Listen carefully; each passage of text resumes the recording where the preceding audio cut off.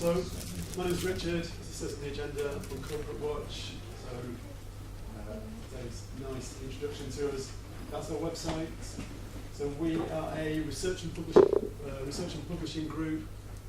We produce investigations into companies, sectors, and things like the financial crisis. So a few of the recent things we've done. The slide on at the moment is secret filming in a privately run detention centre. That's looking at drone companies bombing Gaza. That's a particular company. That's an analysis of the Eurozone crisis. And then this is something, the most recent thing is looking at how a home care company hasn't been paying its workers minimum wage, and it hasn't been prosecuted for it. That's what we expect. The kind of motto we use for our work is information for action. So the idea is that we're producing information that people can then use to take action to change what the companies are doing, to push for positive social change.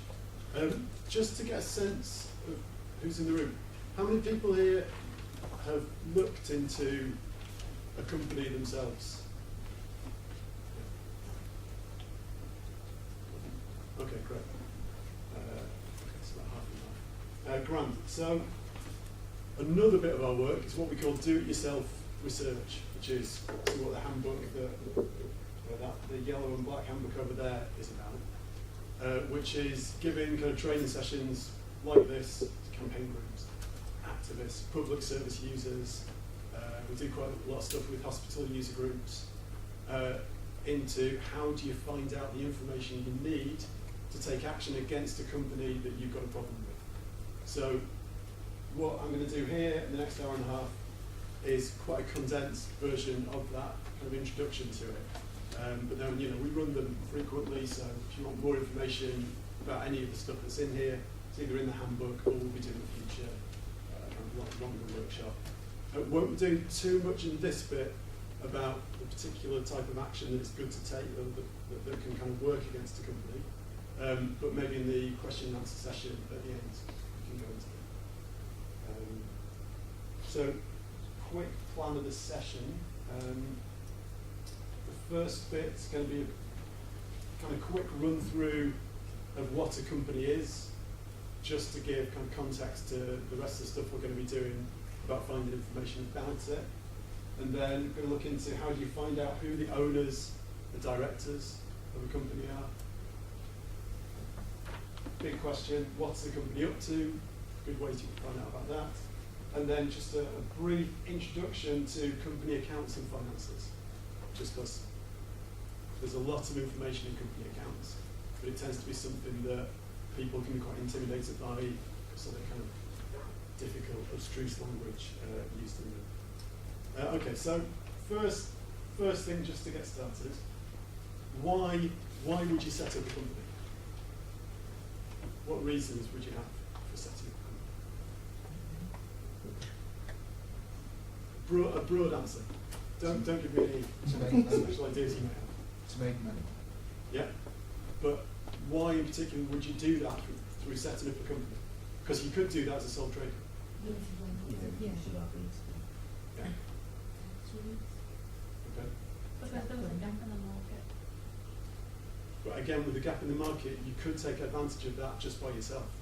Yeah. Kind of why set up? Why go to the trouble of setting up a company? Gain funding. To employ other people. Yeah. Again, you could do that by yourself, but that's one of the useful parts of it. Basically, there are certain legal advantages, certain legal and administrative advantages of setting up the legal structure of the company. So, in the UK limited, so we'll mention limited liability, we'll get back to that in a little bit. Limited companies are, in the jargon, incorporated under the Companies Act, the most recent was 2006, and are registered at Companies House. Very, very easy to do. You just get the name of the company, send in a form with shareholders, Just before we go on, what's the difference between a company and a corporation? It's a trick question, but it isn't one. They're essentially the same thing. So all companies are incorporated. Difference between the words, so something like a say a public council is a corporation. A corporation can be any corporate body. It's basically any body that's incorporated, but all companies are corporations. In common usage, corporations tend to be used for bigger multinational businesses, whereas a company would be the local coffee shop.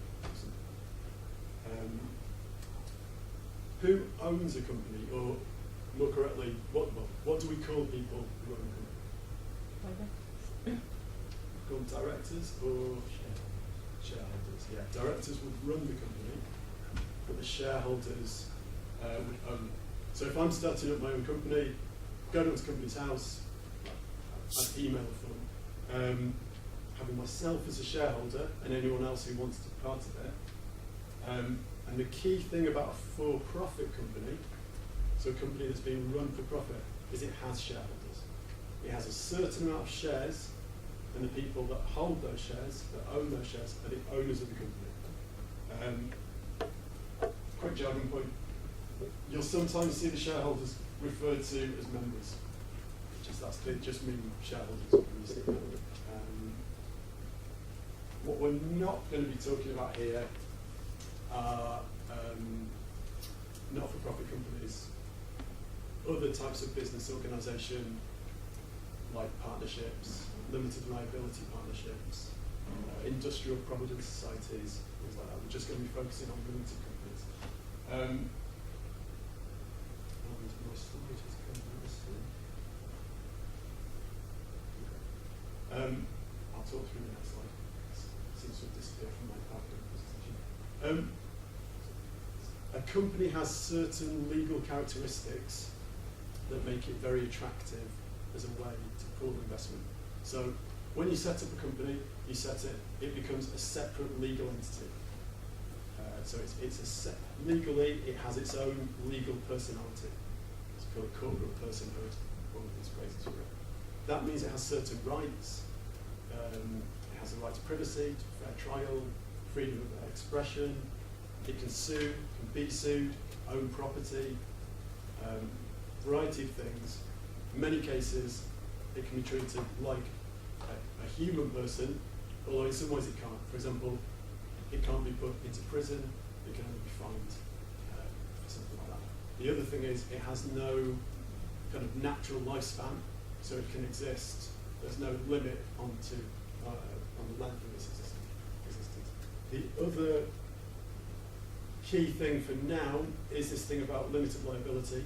Who mentioned limited liability? Just want to give us a quick 30-second explanation. So if you're an individual and you hit somebody, then you're fully liable. Whereas if you're a company, then the company's liable, but means the shareholder is not liable. Yeah. So the limited, when we're talking about limited companies, which is what all for-profit companies are in the UK, that means that as a shareholder, you have what's called limited liability, which means your liability for the company's actions, debts, etc., is limited to the original value of your shares. So the original amount of money you put your shares in that company are worth. So if a company goes bankrupt and the share that you have is a £1 share, you'll only be liable for that £1. Equally, if the company's convicted of, say, corporate manslaughter, you're not going to be convicted personally for that. And it's called piercing the corporate veil. It's been very, very, very difficult, nigh on impossible, to pierce the corporate veil and actually prosecute the people who are profiting, the primary people who are profiting from the company's actions. Employees and directors, a bit easier, but a lot still more difficult. But for the shareholders, thinking about limited liability has been a very effective protection against them. So, moving on. So if you look at this example of Google with this is from the Google website. Company, what's that? 95, they both meet at Stanford University. 96, they begin collaborating on the search engine. 97, they register the domain name Google, but by this stage there's no Google as a company. The company Google doesn't exist. 98, an investor comes to them and said, look, good idea, want to give you 100 grand, but I want you to set up a company first. And I want shares in that company that you do set up, because I want my investment to be protected by the corporate form. They set it up, then they hire the first employee, again, much easier to do through a company. And then in their very first press release, they announced $25 million of investment through 2 venture capital funds that again take shares in Google in return for their investment. Having Google as a company, rather than just these 2 guys, Larry Page and Sergey Brin, means the amount of investment into their company they can attract is so big. It gives them huge potential to make a lot more money. And obviously all of these venture capitalist funds are attracted to the idea that they can put the money in while enjoying the protection of this limited liability. If you're a shareholder, what do you think that gives you the right to do in a company?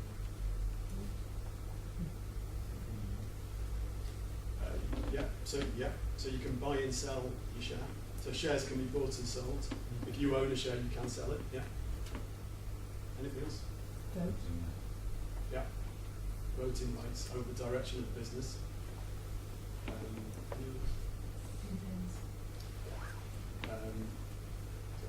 So you can vote on the direction of the company's business. Usually it's 1 share, 1 vote, although most companies now have very much more complicated share structures, but a kind of normal small company will be on that principle. You can receive dividends, which are essentially your share of the company's profits. So the reason to invest your money into a company's shares will be to receive dividends on the profits of its activities. Dividends is just a fancy word for the return you get back on the investment, essentially. And you also have a share equivalent to, proportionally equivalent to the number of shares you own of what the company's worth if it's wound up, if it's closed down. Obviously, the only way a company dies, as it were, is if it's wound up by the shareholders. And then, shares can be bought and sold, and no matter, of course, the thing with the corporate form is, no matter who owns those shares, that company persists as it was before. So even if the original owners and founders get rid of the shares, the company doesn't change. And then the number of shares in a company is decided by the shareholders, either the people that originally set it up or through a vote of shareholders further down. Why is this important? Why is it good to know who owns a company? Especially one you have a problem with. Any ideas? Conflict of interest. Yeah, spotting conflicts of interest. Anything else? Tax dodging. The tax dodging of the, laying off one company against another. Yeah. Well, so I guess the general point that with whatever the company's doing, the owners are the ultimate beneficiaries. Now, obviously this thing called limited liability exists, which means that no matter what you find out about a company, it's going to be quite difficult to prosecute the shareholders. But obviously, the legal route is only one of many routes to challenge a company. And knowing who the owners are, exposing who they are, can be a really effective way of challenging what that company is up to. I guess the point of quite a lot of this is that companies can often appear as kind of a faceless corporation, but they're always a way for people, real people, to make money. And so as much as possible, it's good to look behind the corporate branding, facade, whatever, to the people behind it and make the case to them directly, challenge what they're up to directly. in a lot of cases. Not always, but in a lot of cases. The other point about why it's important to know who the owners are is because the directors, the people who run the company, are legally obliged by the Companies Act to promote the success, that's the quote, success of the company for the benefits of its members. In a very new Labour move, they added loads of slight caveats to the Companies Act. So there are a few.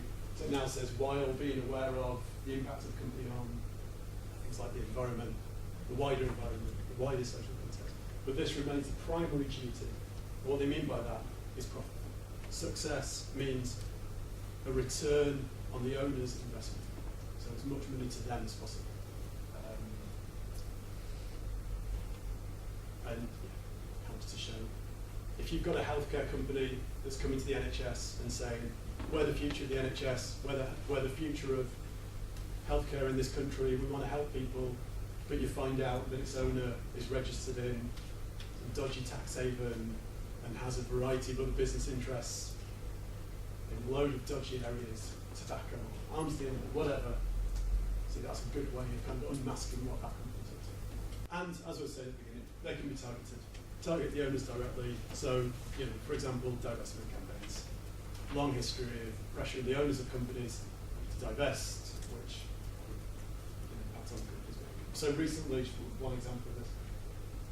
Recently, the Bill and Melinda Gates Foundation were pressured into divesting from G4S.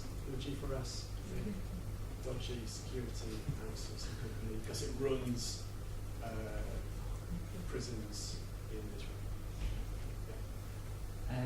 One thing I'm not that clear on is that, so you talk here, the Companies Act of 2006, but how does, for example, UK legislation law relate to international law in this? I mean, do you expect to see a very similar kind of regulation in every country across the world then? Yeah. That's a good point. So we've been talking, so all of this whole thing's about UK companies. Yeah. And that was as well. But it's standard. I mean, international company law comes from, a lot of it comes from the mid-19th century UK legislation.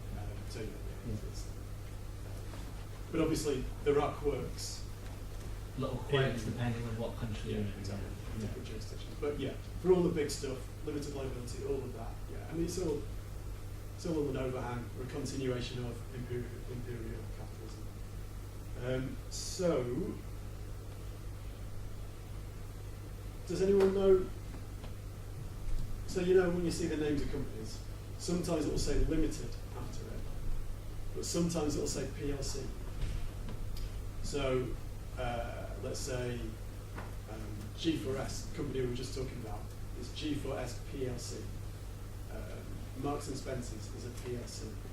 Anyone know the difference between a company that's limited after its name and a company that has PLC after its name? Stock market, yeah, exactly. Yeah. So, to take two examples, Arcadia Group, anyone know them? I don't know anything about peddling. Okay, they own Topshop. Yeah, so it's the big umbrella company for Topshop. They just sold BHS, Burton,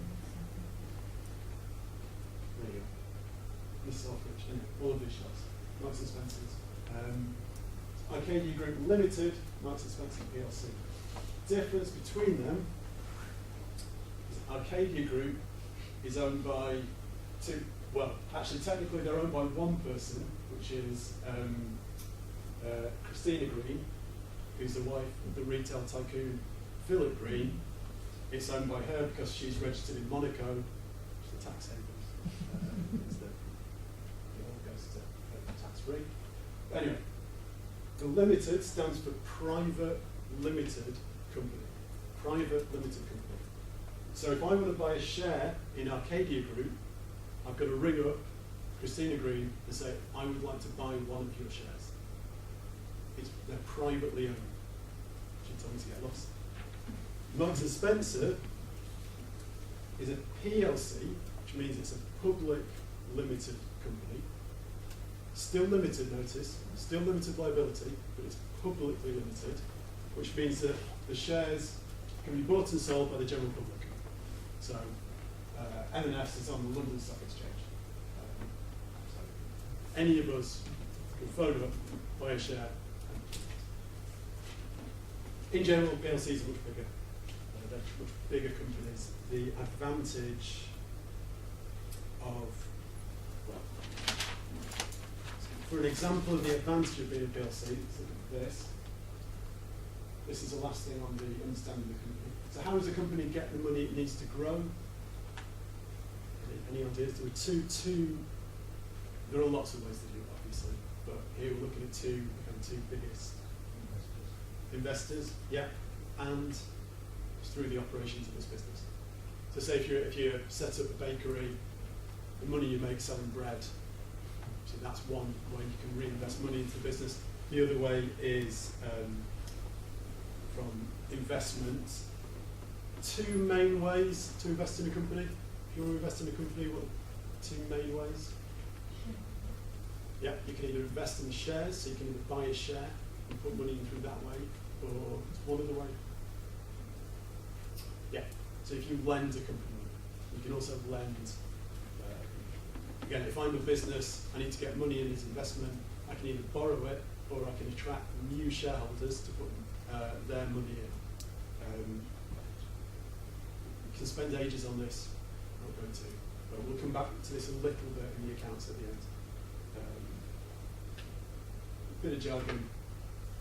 If a company borrows money, person lending that money, that would be seen as a debt investment. You hear people talking about debt investments. It's money that's lent. An investment in shares is known as an equity investment. The thing with public limited companies, PLCs, they can attract a lot more equity investment because they have so many more people with shares. So they can make a huge amount of money by offering shares to new shareholders. So it's a big way to get money. Done this very quickly. What's the name of people who run a company? Directors. So, yeah, directors or executives. So the chief executive. In general, shareholders will delegate the day-to-day running of a company to the directors. Of course, they can be the same people. As we've seen, the directors are legally obliged to run the company for the shareholders' benefit. And coming on to your point, in general, the more shareholders a company has, the more power the directors will have. So if you're looking at, we'll go into this in a bit more in a little bit, if you're looking into a company that has thousands, hundreds of thousands of shareholders, actually in a company like that, the directors will have a lot of power. So a company like Apple, Tim Cook, previously Steve Jobs, personally they have more power than any one shareholder simply because the shareholders, there are so many shareholders, they're kind of more central to the company's business. Again, if you're thinking about who to target your activities at, for a bigger company, the directors might be a better target. Just a quote, just to sum this bit up, just this point about it's not just faceless corporations, there are people behind them. We used to have this quote on the Company Watch website, but it doesn't really it's very kind of focused on the environment, so it doesn't really cover all the stuff we do, but the earth is not dying, it's being killed. Those who are killing it have names and addresses. It's not just companies, it's not these faceless companies. There are people behind these companies making money from them that have names and addresses. So how do you find out those names?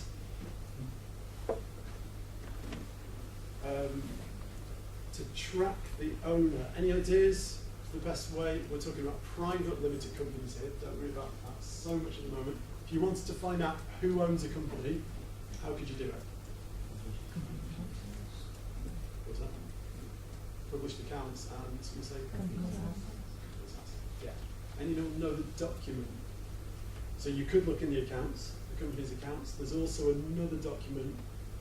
You know what that one's called? You could do, that would only show you the original owners. The document you want is the annual return. So to get that, Companies House is the UK's registry body for companies. So that's where every company has to file all the documents they need to file. They're all Companies House. So you've got a problem with a company, you want to know who owns it. First step will be go to Companies House. That's the exact web link. This is all in the handbook, by the way, so don't worry if that's so this is the Companies House website. So let's say Marks and Spencer, you type in Marks and Spencer into that box, press return.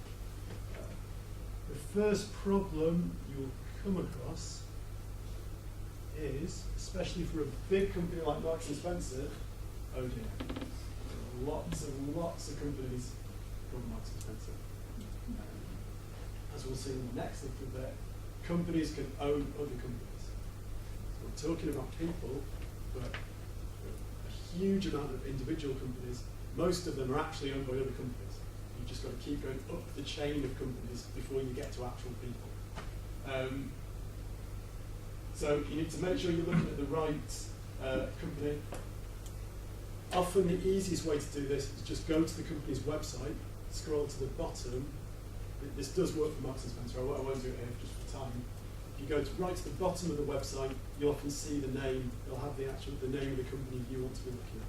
It's called the top company, the company that's at the top of this group of Marks and Spencer's companies. In this case, it's Marks and Spencer.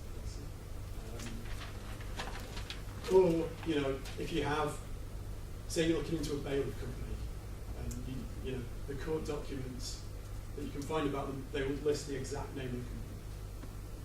They'd say it's Marks and Spencer Outlet Limited, not Marks and Spencer Home Limited, for example. We'll get into why companies have all these subsidiaries.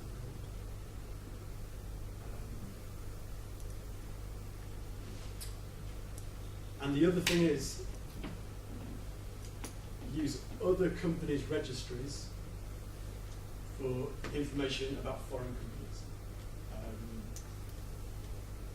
So the EU countries, it's relatively easy to access. It's just a website, just like Companies House. Even tax havens, so even somewhere like Jersey or Guernsey, they do publish annual returns.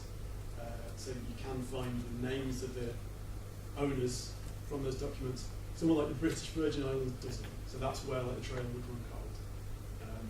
But we need to follow through the change. Before we get onto that, take a company like Yorkshire Water. Bear in mind, all this company is doing is taking water, reservoirs, etc., making it go into taps. Obviously vital, but not that complicated in terms of the corporate structure. It's only doing one thing, essentially. This is the Yorkshire Water diagram. So if you want to know who owns Yorkshire Water, you go to Yorkshire Water Services, get their annual return. It will tell you Calder Finance Limited. Who are they? Do them, Calder Group, all the way up to the top. And then, even then, you actually only get to investment funds. So HSBC and so 3 investment funds. So it can be quite a frustrating process. You've just got to go step by step all the way up. At the moment, you have to pay £1 each time you go into Companies House, but next year that'll change. So you pay £1 for each company document you download, but next year it's going to be free. Or maybe later this year. Any idea what these companies are doing? So Yorkshire Water Services, that's the company that's employing people. That's the company that's organising the workers to go in to make water come out of people's taps in Yorkshire. Any idea what these ones are doing? And then HSBC is one of the ultimate owners. That's where the money's going. What are these ones doing? Any idea? Any guesses? Holding company. Yeah, what's a holding company? I don't know if they do anything. They're investing in a number of companies. Sorry, investing in a number of companies, but it's keeping us nice. Yeah. So they are what's known in the jargon as holdings companies. I've missed that. There should be nothing but a comma at the front. They're what's called non-operating companies, because they don't really do anything. They'll just be sitting in an accountant's desk drawer. They'll be sitting in the company secretary's desk drawer on paper. They won't employ anyone. They'll have the same office, same directors, and yeah, they'll be performing some kind of financial or administrative function. Just the point of raising them here is you're bound to come across them.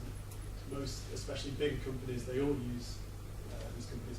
They are not necessarily dodgy, but some are. And it's one of the ways, for example, by using holding companies, it's one of the ways that companies take their profits through tax havens, by registering these holding companies. So if you look at Yorkshire Water, looking into Yorkshire Water, this is a financial administration reason we won't go into. That's all right. They're all for these things. It's to do with where the bank wants to put its money into. This one is dodgy. This one's just for a tax dodge that sends it's offshore. But all these ones are just kind of boring administrative reasons. So just be wary of that. Yeah, so that's the main way you can find out who the owners are for a private limited company. Public limited companies, it doesn't work because they're not required, again, thanks to New Labour, they're not required to list all their shareholders with Companies House. On some level, that's quite practical because the shareholders change a lot, they change all the time, but the top 10 shareholders of most companies don't change very much, so it's a bit different. So their share register, their statement of capital isn't made public. So you can try the annual report, which you can get from the website for Companies House, which will often list their top 10 shareholders. We'll come into the annual report in a bit. But the best way to do it is if you can get access to a database. They call it like a business-to-business database. There's a business database that's made for the corporate world. A really good one's called Orbis. You can sometimes access this through public libraries. You can access it through the British Library, for example, or the, I don't know if the University of Liverpool library database has access to it. There's a big list of all these databases in the handbook. And as we've seen, people buy the shares to receive dividends, and you can find out how much they're being paid in dividends in the annual report.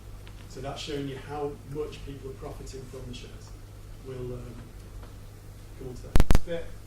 As an example, so when you get the public limited company's annual return list of shareholders, it's a big thing. You know, hundreds of thousands of people putting into this company. As an example of what you might find, a company like Facebook, this is a top 10, relatively new, and obviously Mark Zuckerberg has purposely kept a lot of the power. So he's got 65% of the shares. After that, it's the other two, either colleagues or rivals. I can't remember which is which from that film. And then it's all investment funds.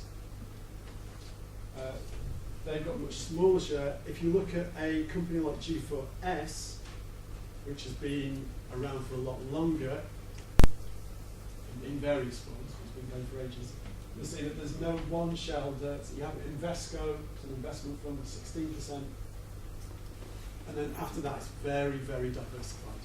So that comes back to what we were saying about in a big publicly listed company, actually maybe targeting the owners, it might not be the best thing to do, unless you find owners that might be particularly susceptible for it.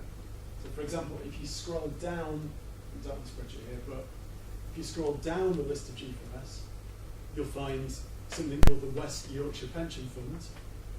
Look into that. That's the pension fund for council and public sector employees in West Yorkshire. So that's teachers' pensions, firefighters, capital officers, etc., whose money, it turns out, is invested in a company that's doing its best to privatise as many services as it can. So what people did people set up a Stop G4S campaign, which was looking at lots of stuff G4S was doing, and they went down and leafleted the West Yorkshire Pension Funds meetings and the workers' meetings, saying, look, did you know that your money's been invested in that? Is invested in a company like this. Equally, the Wonga, there was that big story about Wonga, the Church of England invested in Wonga. That's how you find that out. You get the share register. It's a bit more complicated with Wonga. So family office and funds manager. But essentially, that's what someone's done. They found that the Church of England's money is in a company like that. Maybe in the Q&A at the end, we can go more into how you find out whose money is in these investment funds. That's kind of another thing. But if we want to do that, we can maybe go into that at the end. Quickly, tracking directors. So we've seen you can have it on the annual return. Just one more actual annual return. Finding owners.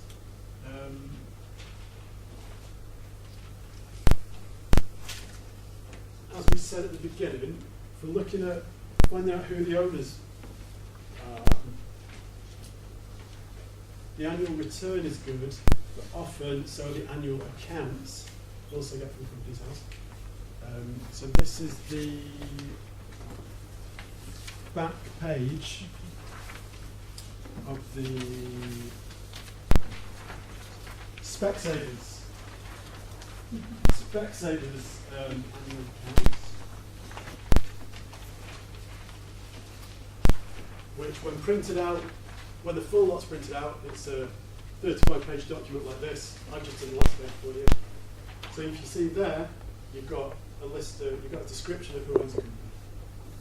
So the ultimate parent company, Mr. DJD and Mrs. M.L. Perkins, and they've registered their company in Guernsey, which is interesting.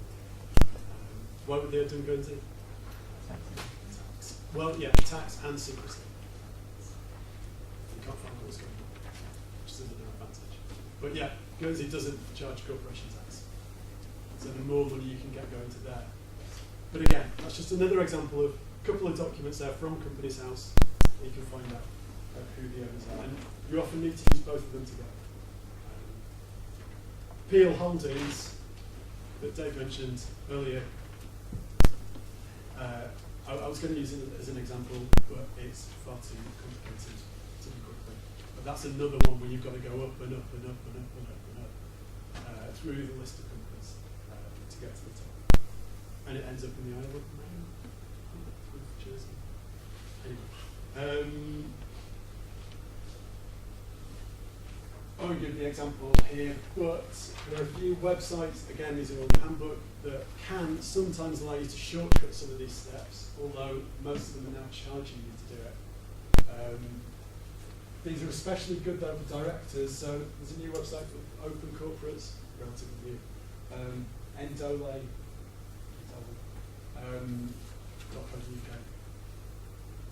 And that allows you to search for a director, put a director's name in, and see all the companies that they're the director of. And you can then use that information to find out about their past history. So if it turns out, a director, there are lots. There may be a director of a company that went bust, that was accused of a variety of things. Again, it's information you can use to kind of join the dots between the people who run. Won't do this now for time, but for example, you put Rupert Murdoch into open corporates, you get all the list of all the companies he's a director of, and you can obviously follow that up in various ways. For bigger companies, their websites can be really useful source of information for who the directors are. So if you look at the G4S website, we'll go onto websites a bit later, so I won't go to the link now. You go to the G4S website, it gives you lots of information about its directors. Turns out that the ones that are involved in its welfare privatisation business used to be ministers in the Department for Work and Pensions. All these links like that, that's just from the company's website. You know, that's publicly available.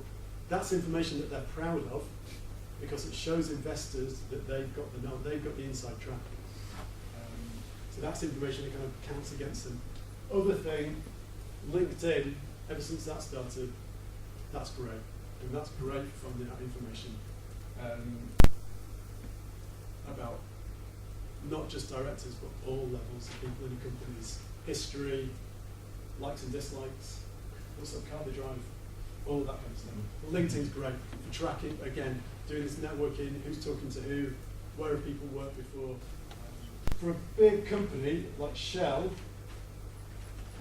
their information will have, their website will have a lot of information on it. Most of it will be crap, but a really good section to go to is the investor section. So most big, especially publicly listed companies, will have a special investor section on the website. And again, this is what we talked about earlier about boasting about the dodgy political links of directors. This is what they want their investors to see, which is often the most interesting information. So, for a start, you can download their annual report from it. The annual report is two things. It's quite a fluffy, general description of what the company's been doing that year, and it's also the accounts. We're going to do the accounts in a bit. The accounts are the more interesting bit. But again, there's lots of useful information you can pull out for a leaflet or a report or an article from the annual report. It tells you where it's doing business for a start. But one section is often good in an annual report. Well, you've got dividends there. Click on that, you'll get the dividends, and then if you go to, for example, their corporate governance, this is another place where you get lots of nice information about who's running the company,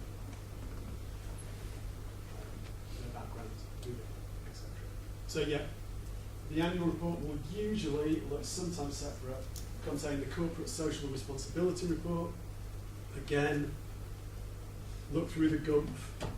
Obviously don't take it as read, but it can again be useful to see how the company is describing itself, and often to use its own words against it. You get lots of nice quotes from the corporate social responsibility report. This company says it treats all its employees as valued members of its team, but it's not paying them national minimum wage, stuff like that. And then yes, a few other sections. The remuneration report tells you how much they're all being paid. And you can get that from the website of bigger companies.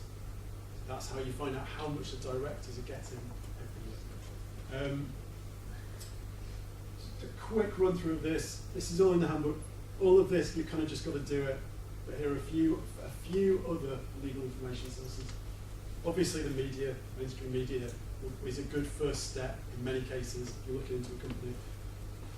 But also don't forget the non-corporate media, so obviously people like Corporate Watch, but also a whole range of organisations, universities, a whole range of other bodies, often have a lot more critical information. Trade press, if you're looking into healthcare privatisation companies, go to Health Investor. It has lots and lots of information about what they're up to. Defence companies, Jane's Defence, a whole list of them. Government sources, there's a whole raft of government sources. Again, obviously depending on what you want. But something like the National Audit Office, Public Accounts Committee produce detailed reports that often may not have the conclusions you'd like, but they will have lots of information in them that you can use. The Electoral Register and the Electoral Commission we were just talking about, Healthcare Care Quality Commission, to regulator, again, might not come to the conclusions you may think it should, but there will be lots of information in its reports that you can use. There are lots more. National Archives, Dave mentioned. For legal cases, there's a website called baileylil.org that has all legal judgments above the county court archived on there. So again, search a company name to see if there are any legal cases against it that could useful. Again, the exact names all in the book. If you're looking into public service privatisation, the website called Contract Finder, it's a government website. Contract Finder is great. It's a new thing, started under the coalition, and it lists all the public sector contracts being tendered out above £10,000. Again, really useful. You can see the contract itself. You can see the tender before a company wins it, and then you can track who's bidding for a contract through that. So, for example, if you find out that your local swimming pool is being privatised, you can go to the council website, or you can go to something like, actually, would that have it to £10,000? Yeah, you could go through that and find it through there. Unions, campaign groups, social media, LinkedIn again. Few quick web search tips that can be useful. Using quotation marks around a search term. Sorry, this is when you're using a search engine. So Google, Bing, DuckDuckGo, IX Quick, a bit more secure. Quotation marks around the search keeps it together. Cite : command is what I find most useful. Does anyone use this? So if you use, if you type in cite : after your search term, you can specify the types of website you want the search to be of. So for example, if you type in Shell company, type in Shell site : .org, it will only search websites with the .org registration, which will usually be more critical websites, and they'll be non-corporate websites. So that's a really useful way. You can also do that by document type, so you can do it by PDF or .doc. It only show Word documents. That's actually a really good way to bypass a lot of self-serving company propaganda or fawning articles in the corporate media. That's a really useful command. If you want to see, so in a lot of cases, companies will take down information from a website that they think might get them into trouble, that they realise might get them into trouble. There's a site called the Wayback Machine that lets you search through previous versions of a company's website. It can be really useful. So, for example, anti-arms trade campaigners were involved in a legal case against Edo, which is a big arms company. Part of it hinged around whether or not the company produced this particular type of weapon that was being used. They took it down from the website, they said it didn't, but they used this Wayback Machine and found it on a previous version of the website. There it was, being advertised, we're selling this. And they used it in court, and it's one of the reasons it helped them win the case. So it can be really useful. And also, just, even if there's not kind of a smoky gun on that, literally in that case, it lets you see how a company presents itself over time. Because, obviously companies change the way they present themselves. A company like Shell or BP, they did not present themselves in the same way 10, 15 years ago. Google Alerts, if you use them. If you're tracking a particular company, it's just a really useful way of keeping up to date with the latest news and information about it. Just set up a Google Alert. Oh yeah, and all of this, so the handbook, you've got the handbook. Sorry, how active is it? It depends on the website. It's about 20 years. Wow. Might be an exaggeration. It's a fair one. It's decent. So all of this is in the handbook that you've got, but it's also all on the web. So the whole handbook's online. So that's one of the links to one of the pages. And we're updating that as we go along.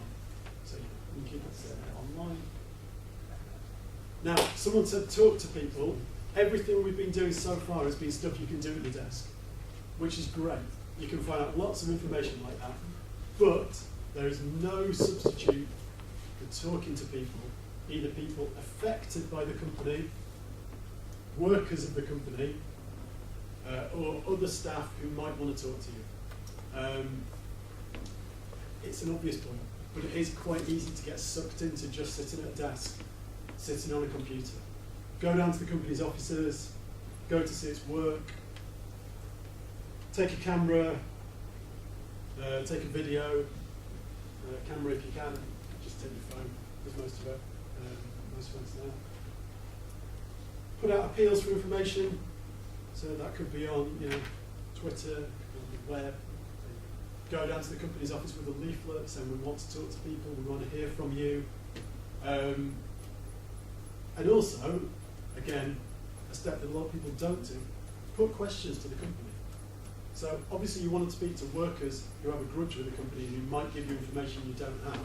That's one thing. But also put questions to the company's PR department. Depends what contact detail you can get. But when we're doing all of our things, we'll normally, pretty much a lot of the time, we'll always put the information to the company before we publish it. Mostly just as a fact check. Because if they come back to you and say, well, no, you're wrong, and this is why you're wrong, and they give you evidence to show that you are wrong, fine. It's better you know that before you put it out there. Equally, don't get sucked in by the spin, because they'll definitely try to spin you, to try to convince you you're wrong when you're not. So obviously you need to be aware of that. But you'll be surprised how much they tell you.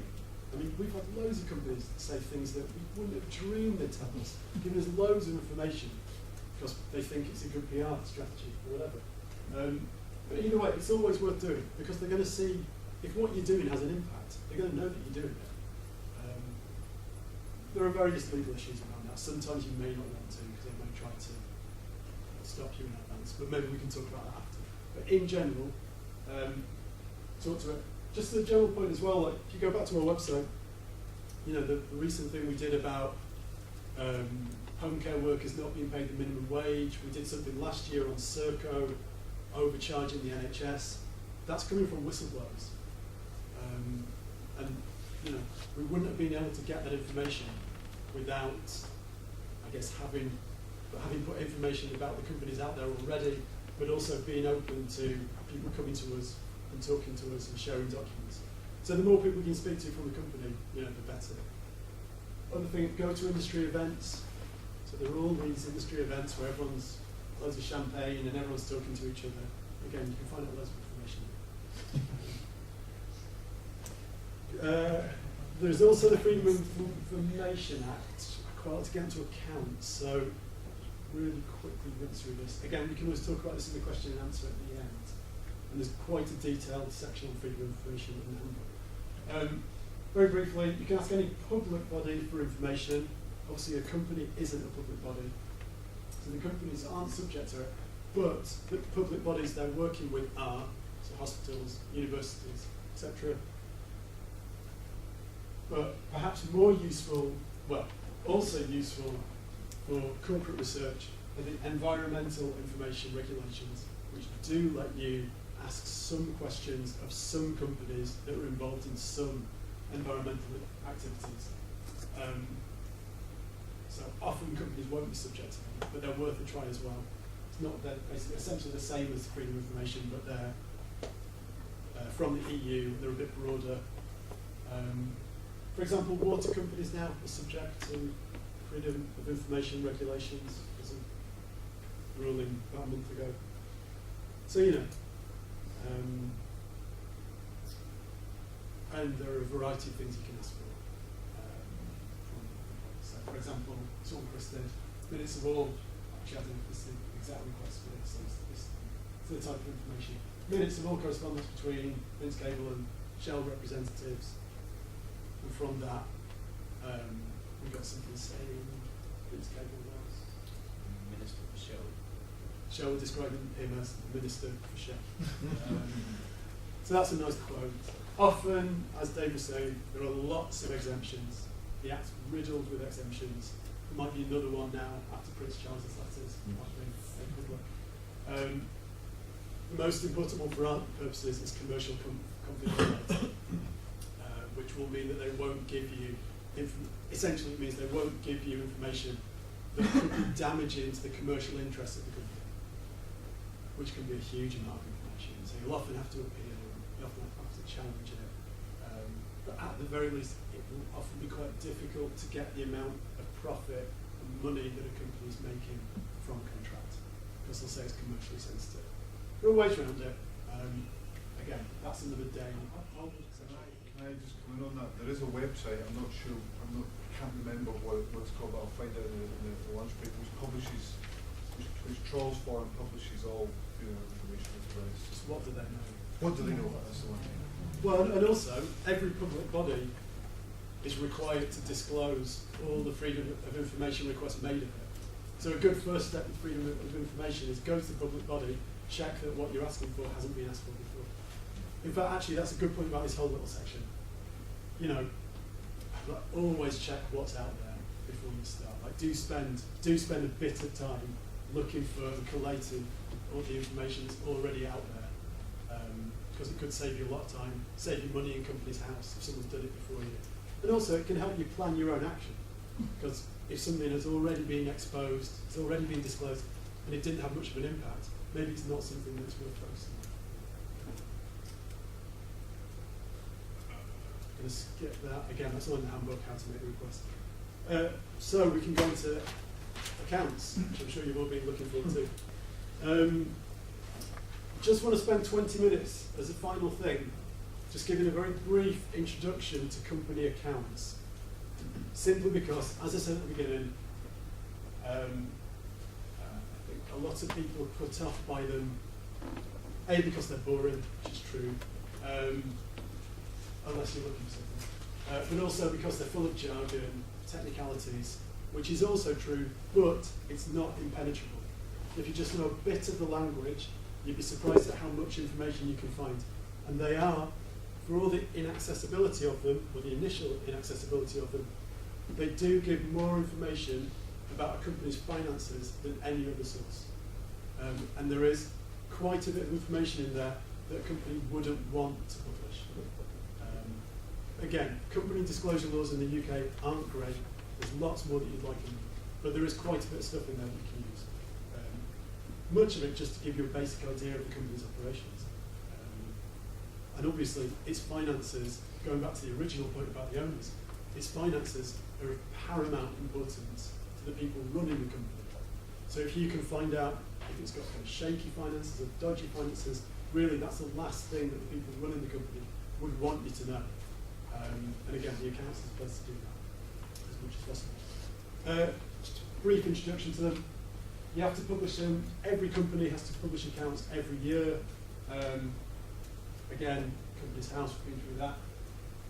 And they have to publish them at least 9 months after their financial year end.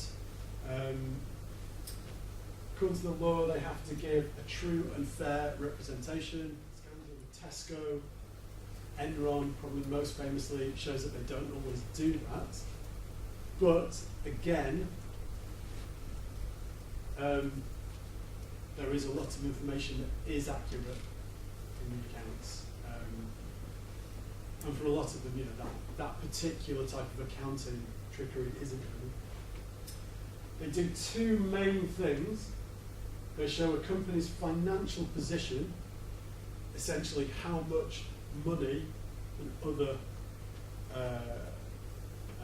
stuff it has. We'll go into what that stuff is. And it shows you how its finances have changed over the past year.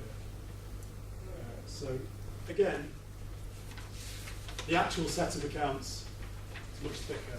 I've just given you a extracts that we're going to be using here. So if you go to the consolidated income statement, so the first page you've got, we're just going to do a quick run through. It's going to be very quick. We through this program, we also do a workshop on company accounts, and it takes a whole day to kind of get through how they all work. So this is going to be a very quick introduction. But just go to the first page, consolidated income statement. This is also called the profit and loss account. Some accounts will use a different name to nomenclature. So just a few things just to look, just kind of notice. First thing to look at is right at the top corner, where it shows you the year it's talking about. So this is 2014, you'll see. And it tells you the multiplier for the money it's talking. So what will the multiplier be on this?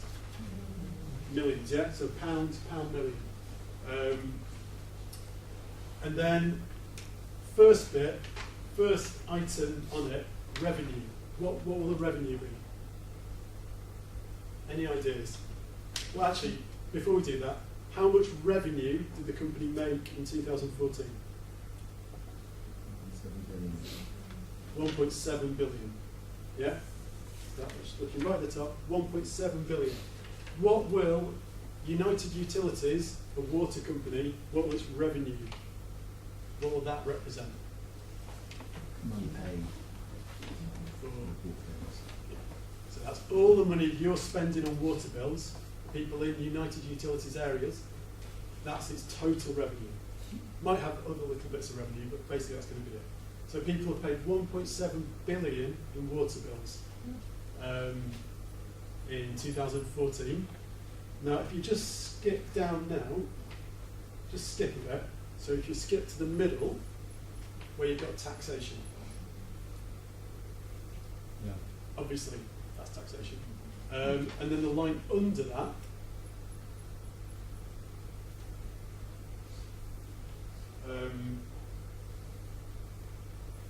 actually, let's go up a bit. Sorry. Let's go up a bit from that. Let's go to total operating expenses. What will that be? That will be the cost of hiring people and yeah, exactly. The running the machinery that's used to get water out of taps. And tax or not tax? No, it's not tax. Not tax. Because that's not a cost that you incur in a normal run of business. Okay. In the sense that that's not to do with the getting the water out of taps. That's another thing. Yeah, exactly. Now, if you look in this middle column here, you'll see there are notes. See it says notes. Now, the way to read accounts is to go from these statements that are at the front of accounts, but then to follow the notes that are in that little column. So if we go to note 3, which I've pulled note 3 out of the accounts for you. You see that note 3 is describing the employee benefits. So on the income statement, it says employee benefits were the total employee benefit expense was 136 million. Then you go back to note 3, and that explains what that 136 million is made up of. And the first thing it tells you is how much the directors were getting paid. So you see at the top, it says directors and employees, and then remuneration of key management personnel. Directors. So how much did they get in total in 2014? Yeah, £8.4 million. Has everyone got that yet? So we're looking at page 122, look at the bottom left, at the top of page 122. And you required to break it down into individuals or? So often, they actually don't in United Utilities, I think because they disclose it somewhere else. But normally, they'll tell you how much the highest paid director is getting. They usually won't name who the highest paid director is, but normally it's obvious. Normally it's the chief manager. So that's the first thing. All that money, people paying on water bills, 8.5 million of it is going to the bosses of the water company. So now if you go back to the income statement, so you've got to get used to reading the accounts, not page to page, but backwards and forwards.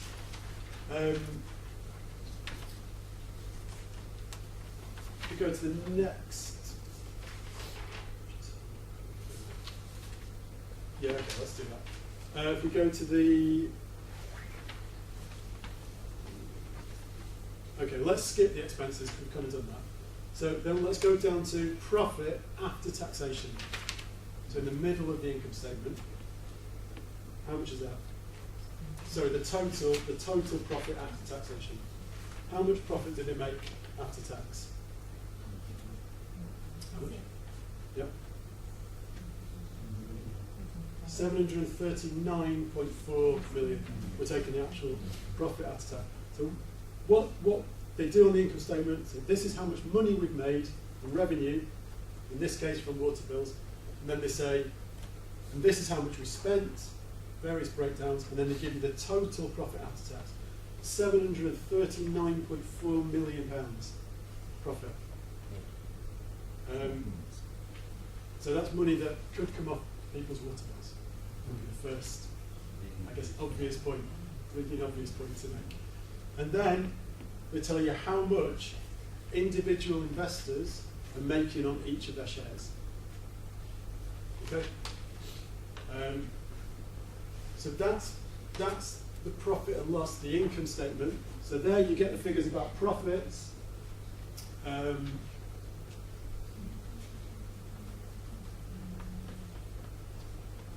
expenditure. Now the next bit is the balance sheet, which is on the next page, so page 114, also called the Statement of Financial Position. Now what this is doing is it's telling you the financial position of the company, how much it owns and how much it owes at a particular point of time. So the date of the accounts, I think in this case is 31st of March, so that's where. It's telling you what the company owns and is owed on that day. So which of those two will assets be? Will an asset be something the company owns or something the company owes? Owns. Yeah. So let's just start from the top. Actually, let's just look at the balance sheet overall for a start. Go to total assets. In 2014, how many total assets did the company? What was the value? What was the value of the company's total assets?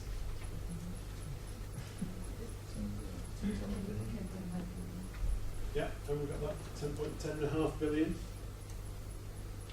Liabilities, will they be something the company owns or something the company owes? Owes. So that's all the claims on the company's money. What kind of stuff will that be?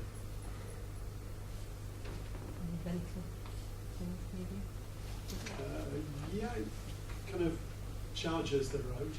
Yeah.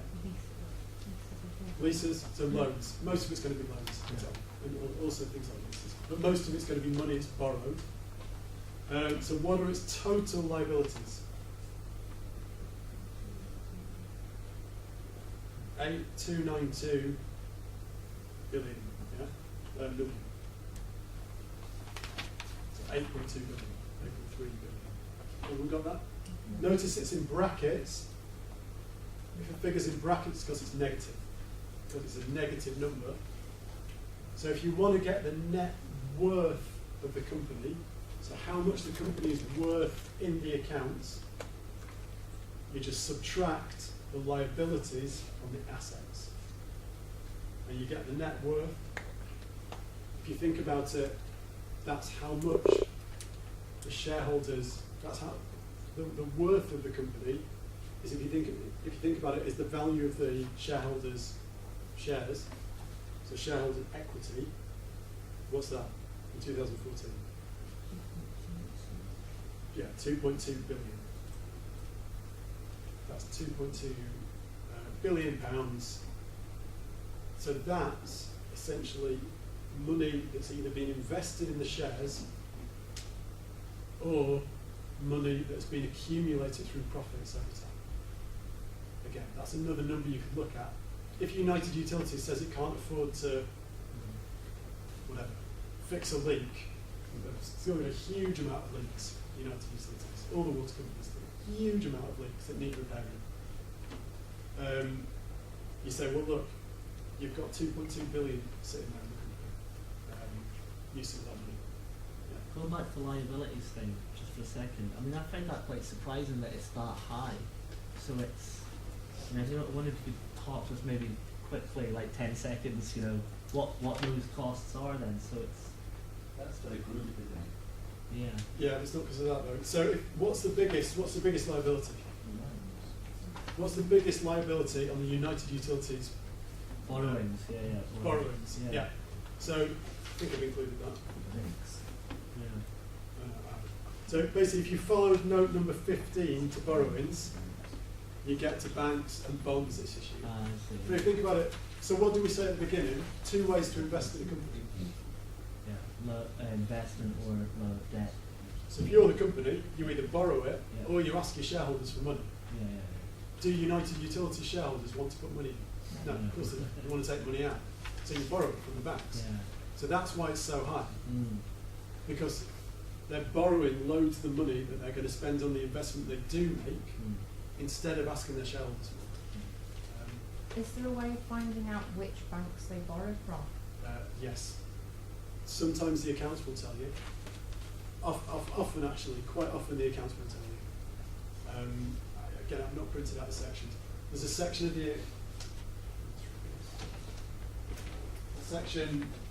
the account called the Directors' Reports. It's one of the first sections. The United Utilities whole accounts are here, so actually so is Specsavers. So if you want to see a full set, you've not seen one before. Have a look in the break. But the Director's Report will often list information like that.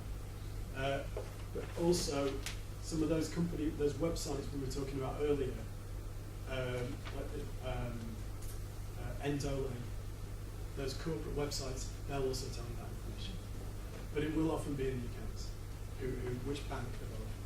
And is that often relevant for investigations, which bank is lending? Be quite interested if they're borrowing a lot from HSBC at the moment. Current government issues, yeah, it can be. I guess it just depends what you're looking into. So if you were looking into HSBC's investment, for example, yeah, that's it.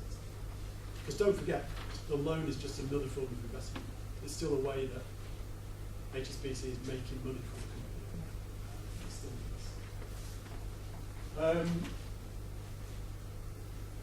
yeah, we've talked about this. Just one note that we've got here. If you look at page 127,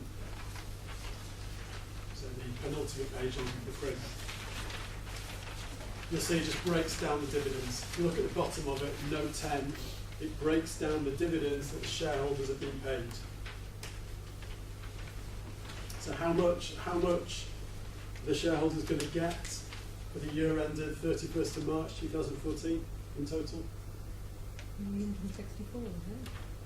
Yeah, everyone got that. So we're here, bottom of 127, this figure here. 163.9 million.